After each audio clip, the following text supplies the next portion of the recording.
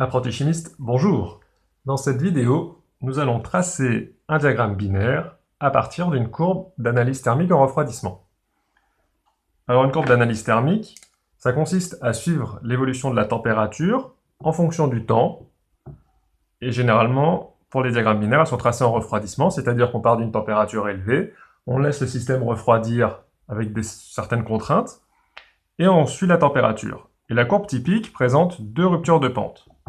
Et ce sont ces points-là qu'il faut repérer pour pouvoir tracer le diagramme binaire. Alors la courbe tracée, elle correspond à une fraction molaire toute phase confondue bien définie, celle qui a été utilisée pour préparer le mélange.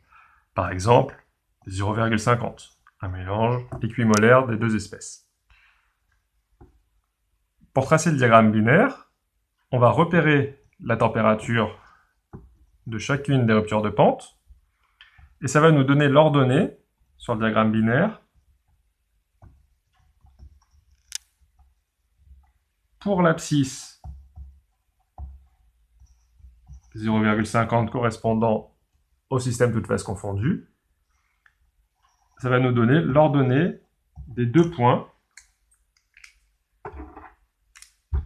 qui vont en fait être les points de la courbe de Rosé et de la courbe d'ébullition si on travaille sur un liquide vapeur par exemple. Si on réitère ce raisonnement sur d'autres courbes d'analyse thermique, on va avoir d'autres points et à la fin on pourra tracer le fuseau en reliant ces points.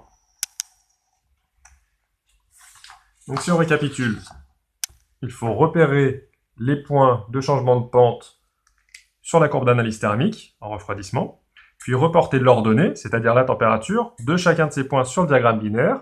L'abscisse, c'est la fraction molaire du mélange considéré, toutes phases confondues. En reliant ces différents points, on peut ensuite obtenir l'allure du diagramme binaire.